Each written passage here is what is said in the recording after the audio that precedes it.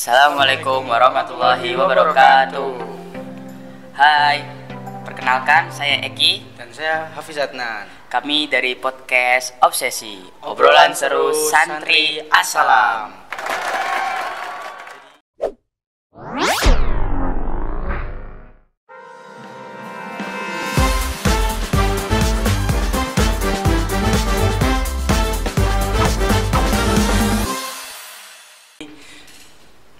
Pada episode hari ini kita akan membahas tentang Serba-serbi pondok. Dan juga episode sekarang tuh termasuk spesial kenapa itu kok bisa diomongin spesial itu? karena ini episode pertama kita. Yeay. Ngomong-ngomong kita kok pakai batik ini khas Pekalongan. Iya, khas Pekalongan. Oke, Pak Hafiz nih, pengalaman pertama masuk pondok tuh gimana? Pengalaman saya sih ya grogi sih. Kan di pondok tuh mesti kan ada namanya peraturan. Jadi kita tuh kayak kerasa baru pertama kali masuk pondok langsung langsung dapat aturan ini, nggak boleh ini, nggak boleh ini, terus nggak boleh pakai ini, nggak boleh ini, nggak boleh menggunakan bahasa ini. Jadi gitu awalnya ya tertekan, nggak pengen mondok lah kerasanya. Gimana? Sama sih, kurang lebih sama, cuman kalau aku tuh dari niatan tersendiri buat pondok mungkin. Terus Hafiz tuh nanganin tekanan itu gimana? Nanganinnya ya udah los aja biasa, Nggak ada ya, tertentu gitu? nggak ada, cuman paling cari teman tuh buat biar ada obrolan yang enak gitu, buat circle gitu, circle yang pas, cari circle yang pas. Tapi awalnya ada niatan memang pengen pondok atau? Awalnya dulu kelas 5 tuh pengen banget yang namanya mondok. Terus habis itu pas udah mau lulus nih kelas 6 akhir itu malah kerasanya kok mondok ternyata kok agak pusing gimana. Disuruh udah nggak apa-apa, masuk aja nggak apa-apa. Dia mau gimana lagi, mau ngusulkan orang tua, ridho Allah ridho walidain gitu. Jadi birrul walidain ya, ya? birrul walidain. Oh, jadi dari SMP pondok ini berarti? SMP pondok. Nah itu pas kan Mas Hafiz kan udah lama mondok ya? Ya. Ada nggak temen yang jadi bestie gitu istilahnya sekarang tuh, kalau nggak sahabat sejati? Ya, ada nggak? pasti ada lah. Ya namanya juga pondok nih. Jadi kita tuh harus banyak temen. Terus ya buat kita tuh kalau misalnya lagi sedih, buat biar peka, ada temen yang peka, cari yang peka. Ada tuh satu temen yang peka, tapi sekarang udah pisah lah. Udah pisah pondok. Juga berat sih gitu. Saya juga bilang, "Bewis, kok misah? Padahal dulu bareng, sedih bareng, seneng bareng, jahiliyah bareng, terus kena kesalahan juga bareng, yo. Gimana lah, susah." Kalau Mas Eki sendiri punya temen yang bener-bener deket sampai nggak bisa jauh-jauh dari orang itu? Deket banget itu, kalau mau berangkat sholat ya bareng, kalau ngantri mandi bareng, terus ya semuanya bareng lah. Cuman tuh bedanya tuh minusnya tuh beda kota, jadi nggak bisa susah susah buat main, paling ya main game online bareng gitu. Cuma nyala mic ya gitu. Nyalain mic doang. Nah itu pas sama sahabat tuh ada cerita-cerita menarik enggak? Yo, itu Mas waktu itu tuh jadi gini, kan pondok saya tuh wajib yang namanya nemtek. Nemtek nama. Habis itu ada satu orang, ini tuh nggak pernah ada yang jahilin. Akhirnya cobalah jahilin lah sekali biar ada apa gitu kan. Diambil nemteknya, diambil terus lari muter-muter sampai orang nggak tahu, terus diumpetin di ventilasi, atas ventilasi jendela itu sih. Terus yang diambil itu lapor ke bagian keamanan. Terus itu saya dipanggil otomatis sama bagian keamanannya, itu dipanggil, diomongin, diapain, terus tuh marah, aku masuk digituin doang, lapor kan. Orang gentleman, Cepu ya? Iya cepu. Di situ saya kan berdua aja sih sama sahabat itu yang best itu. Datangin orangnya, "Mas tuh lapor," gitu. Saya berantem di situ. Nah malam kena dua bagian bahasa sama bagian keamanan. Soalnya pas berantem udah otomatis kecampur aduk sih otaknya, campur ada setannya, ada sendiri, susah ngendaliin lah. Itu kena malam-malamnya tidak, besok paginya dibotak gundul pelontos nggak ada rambut, kalau itu pengalaman nggak boleh ditiru itu, jangan sampai ada yang niru gitu kalau masuk pondok. Tapi kita kan di pondok pasti belajar namanya mandiri sama disiplin. Iya, mandiri itu misal kita nyuci kan, awalnya saya tuh kalau nyuci itu kan biasanya kalau di rumah ya paling cuciin pembantu lah gitu, cuciin atau apa gitu yang suruh, mesti nggak sendiri, bukan yang lakuin bukan diri saya sendiri. Terus kalau disiplin itu paling sulit itu, usaha atau kerjanya sulit disiplin itu. Dulu pernah ada pengalaman malu dibangunin pas tafid sama Pak Yai. Bangunin sih. Jadi tidur tuh posisinya subuh sih kan mesti kan ada rasa-rasa ngantuk kan. Ngantuk situ tiduran, ditutupin Al-Qur'an, bukan dibuka tapi nggak dibaca, cuma ditidur. Bangun. Mas, bangun Mas. Bangun malu otomatis dilihatin sama teman, diketawain, tidur. Gitu gini. Mulai selanjutnya hari selanjutnya mulai ada rasa-rasa kan malu, trauma lah dibangunin sama Pak Yai kan otomatis malu, apalagi dia petinggi pemimpin. Jadi ada rasa malu tersendiri. Lah. Terus nggak ngantuk lagi habis itu? Ngantuk, ya tapi ada rasa-rasa tunggu dikit lah. Sedikit doang. Lah kalau di SMP-nya dulu tuh ada pengalaman dari SMP kah? Di SMP kayaknya pengalaman yang paling malu tuh pas ngumpet terus ketahuan Ustadz. Jadi tuh abis absen kan, abis sholat tuh biasanya di absen lah per kamar, terus baca Al-Quran 5 menit. Nah abis baca Al-Quran 5 menit itu biasanya ya udah, tapi aku sama teman-temanku itu 3 orang doang sih, tapi tuh ngumpet di atas, ketahuan disuruh turun ke bawah jalan jongkok, dilihatin sama 3 angkatan tuh. Wah, itu kebayang banget, malu banget. Terus habis itu suruh ke masjid sih buat baca Quran. Jadi setelah kejadian itu aku tuh tabayun ke ustadznya, minta maaf berlaku hilaf, terus nggak lagi gitu. Jadi ada pelajaran yang bisa dipetik dari kejadian memalukan seperti itu. Iya, ya kan guru terbaik kan pengalaman. Nah kalau Mas Hafiz sendiri ada misalkan kan masuk pondok nih ya, ada tantangan tersendiri nggak, kayak homesick kah, atau tertekan sama target tafid kah, atau akademik? Termasuk itu sih, tafid itu loh yang bikin agak kepala tuh agak ngadepin tafid dulu, soalnya di sebelumnya pondok sebelumnya itu cuma nekenin ke bahasa doang. Jadi bahasa tuh wajib jalan, nggak boleh yang namanya ngomong saya aja nanti kena jasus itu namanya tuh mata-mata. Jadi ada yang ngomong bahasa Jawa apa ngomong saya itu nanti bakalan kena ke masuk mahkamah bahasa namanya. Jadi nanti suruh nyatet lagi, besoknya suruh nyatet dari pagi sampai malam. Ya sampai malam itu suruh nyatet siapa yang pakai saya, siapa yang pakai ngomong bahasa Jawa itu. Makanya saya kemarin yang tadi cerita itu kena bagian bahasa gara-gara jasus itu. Kena bagian bahasa, bagian keamanan, butuh botak.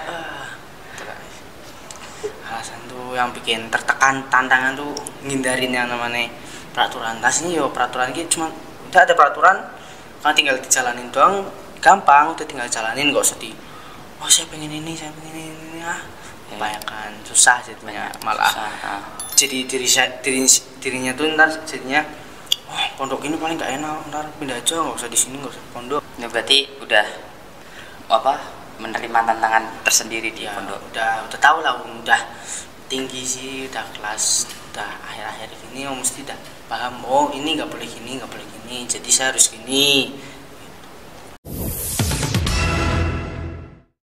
Pernah nggak kayak ngelanggar peraturan di sini, kalau nggak di SMA SMP yang dulu wis? Di sini paling telat kan di sini kan telat pembinaan kan.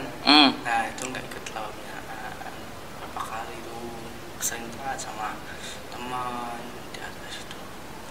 Tapi ada perubahan gitu, mulai nggak telat atau setelah?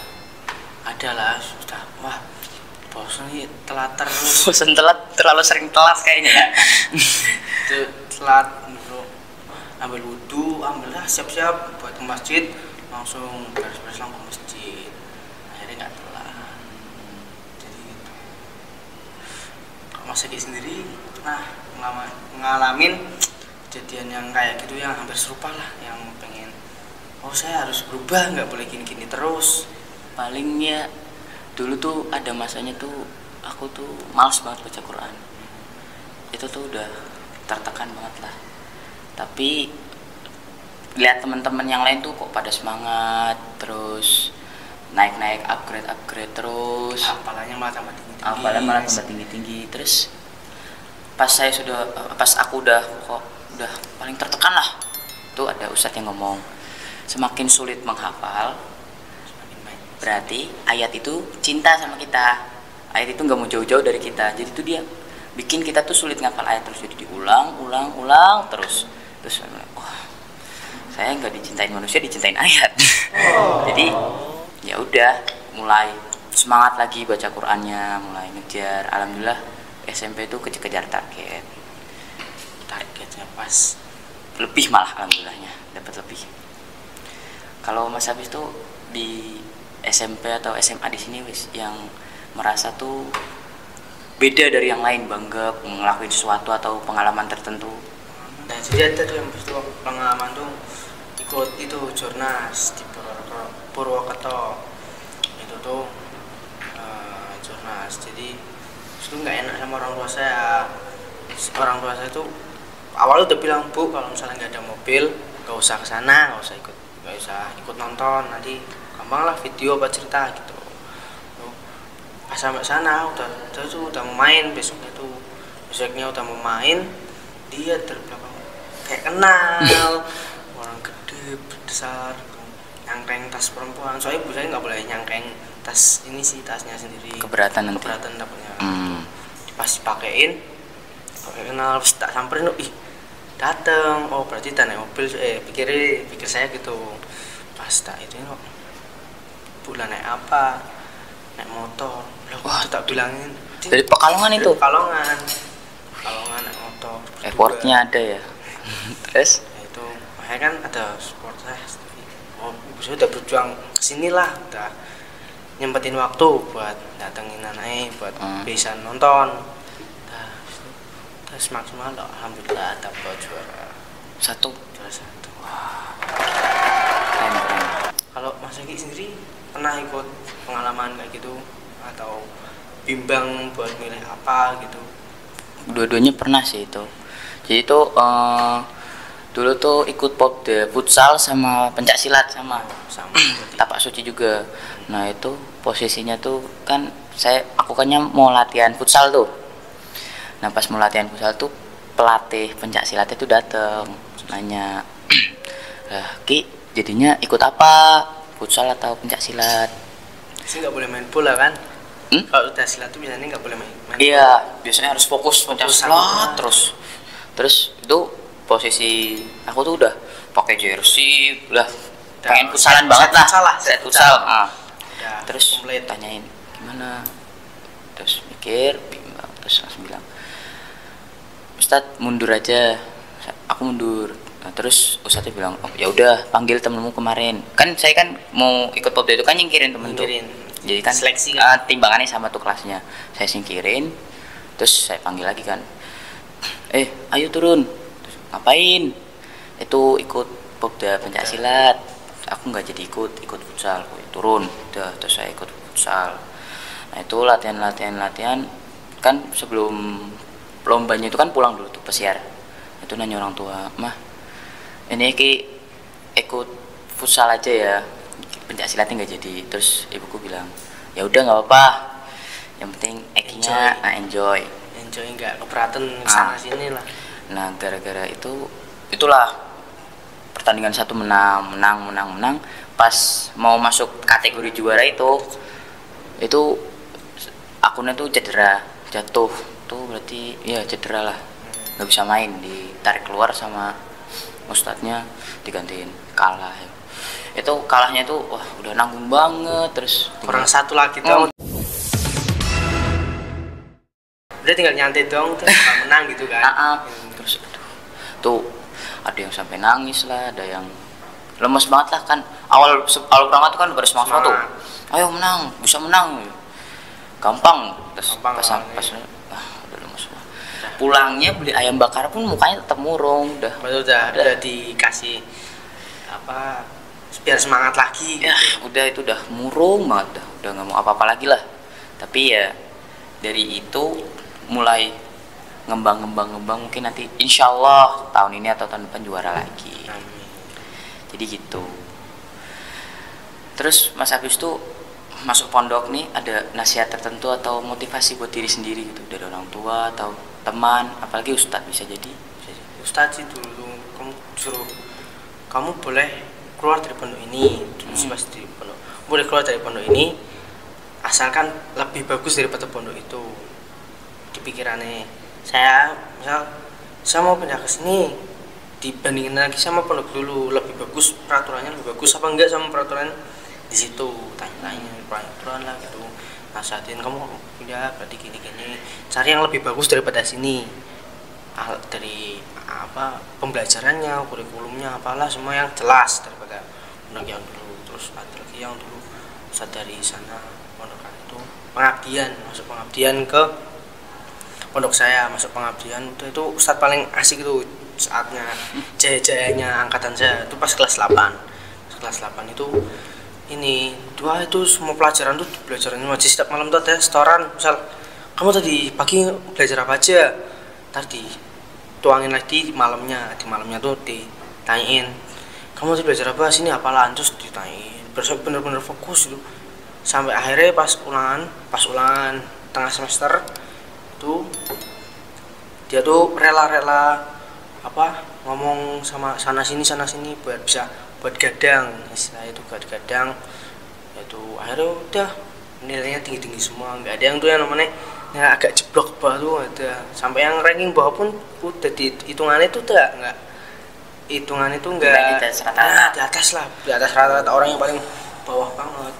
Jadi orang yang paling bawah pun sampai nilainya tuh di atas rata-rata. Ada nggak ustadz yang bikin nyaman, bikin apa di sini tuh? Kalau ustadz sih semuanya nyaman sih. Kalau soal motivasi yang kayak tadi sih mungkin yang paling kena tuh aku sama orang tua. Soalnya tuh pas kelas 8 itu kan Mas tadi Hafiz kan bilang kelas 8 jaya-jayanya. Tuh kalau aku tuh kelas 8 paling jatuhnya itu. Pengen keluar banget dari pondok. Itu pas di pondok tuh kok gini, kukira kan dulu kan di lagu Ayu Mondok kan ya, bagus banget itu mondok. Terus pas di sini gak enak banget lah, gak nyaman. Terus pas pulang saya ngomong ke ibu saya, mah boleh nggak Eki lanjut negeri aja, peraturannya tuh terlalu ngekang Eki gitu. Terus ibu saya bilang nggak gitu. Ibu saya tuh intinya tuh bilang iri sama saya, soalnya tuh dulu ibu saya tuh sekolah itu berangkat sendiri, soalnya orang tuanya itu kerja semua, jadi berangkat sendiri, dari apa-apa sendiri, minta les ke orang tuanya aja tuh kayak susah banget lah, gak ada waktu lah nganterin iya, jadi kalau buat les aja juga kayaknya nggak ada waktu kan, ngurusin rumah, ngurusin kerjaan ya gitulah ngurusinnya. Jadi kok kayak gini susah aja udah ngeluh gitu loh, baru gini aja kok udah ngeluh gitu. Terus ada tuh nasihat satu ustadz tuh kayak baru kemarin gitu, dengar tuh peraturan yang terlalu banyak tuh katanya tinggal bilang sami'na wa ata'na, tinggal dikerjakan. Jika kau anggap itu baik kerjakanlah, jika kau anggap itu buruk tinggalkanlah. Jadi apa yang kita lakuin terus kita yakini baik tinggal kita lakuin, insya Allah mungkin akan melapangkan yang akan kita lakukan itu.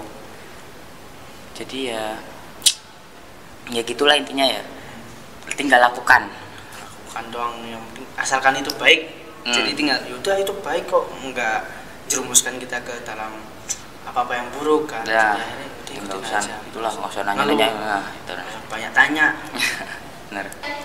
Jadi ceritanya udah nyaman Bu di sini ya, sudah lah, udah mulai agak menengah lah, udah ini nyaman ini segini tinggal 1 senti lagi lah udah tinggal udah nyaman kan masih awal juga ya jadi nggak apa-apa. Malah justru saya juga berterima kasih sih sama orang tua juga buat udah nyekolahin lah, udah mau banding tulang sana sini buat ini nyekolahin saya di sini gitu. Deal nih udah nyaman. Oke. Ya, sekian obrolan kami tentang serba-serbi pondok. Terima kasih sudah mendengarkan podcast kami. Sampai jumpa di episode berikutnya. Wassalamualaikum warahmatullahi wabarakatuh. Salam obsesi.